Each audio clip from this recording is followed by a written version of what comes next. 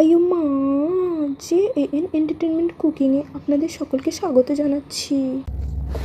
আইয়ো মা, আজকের রেসিপি সিম্পল ধোসা। কাস্টমার নিয়ে এসে বসা, মুখে দিয়ে ঠোসা, আইয়ো এ কি হলো দশা। তো দেখুন বন্ধুরা, এখানে 150 গ্রাম মুগ ডাল, 150 গ্রাম ছোলার ডাল নিয়ে 2 থেকে 3 ঘন্টা পানির মধ্যে ভিজিয়ে নিয়েছি। এবার ব্লেন্ডারে দিয়ে ব্লেন্ড করে নিলাম। এবার একটা বাউল নিয়ে তাতে 1 বাটি চালের আটা, 1/3 কাপ সুজি, বেটে রাখা ডালগুলি একে একে দিয়ে দিচ্ছি। এবার ভালো করে পাক খাইয়ে মিক্স করে নিন। এবার ঢেকে দিয়ে 7 থেকে 8 ঘন্টা রেখে দিন। 8 ঘন্টা পর ঢাকনা খুলে একটু নেড়েচেড়ে স্বাদ মতো লবণ দিয়ে ঝাঁকানাকা করিয়ে মিক্স করে নিন। এবার কিছুটা পানি মিক্স করে ব্যাটারটা এই পর্যায়ে করুন।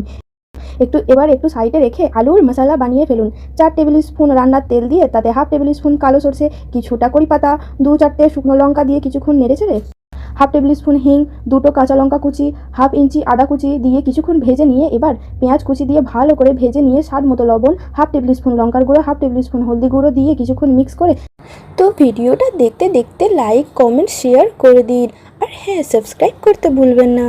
সিদ্ধ করে রাখা আলু দিয়ে সবগুলি ঘুরিয়ে মিক্স করে নিন, যেন মনে হয় সবকটা একই গ্লাসে পড়ে।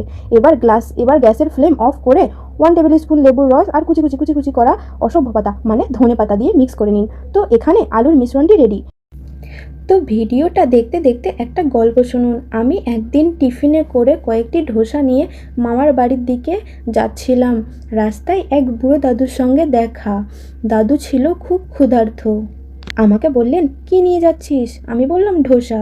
দাদু বললেন, আমাকে একটা দিবি? আমি বললাম, এই নাও। দাদু ফুগলা দাঁতের হাসি দিয়ে খেতে শুরু করলেন।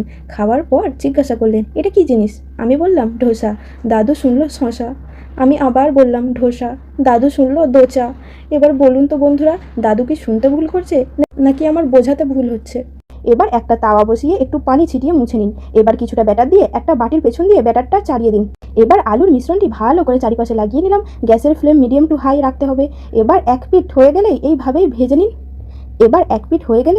এইভাবে ভাঁজ করে নিন।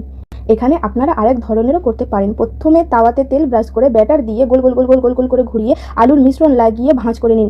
তো এইভাবেই সবগুলি করা হয়ে গেলে আইয়ো মা, রেডি মশলা ধোসা। দেখতে পাচ্ছেন কতটা সুন্দর হয়েছে? তো দেখুন, তো খুব সহজেই ঘরে থাকা উপকরণ দিয়ে বানিয়ে নিন মশলা ধোসা। নেক্সট ভিডিও কি দেখবেন অবশ্যই কমেন্ট করবেন। দেখা হচ্ছে নেক্সট ভিডিওতে।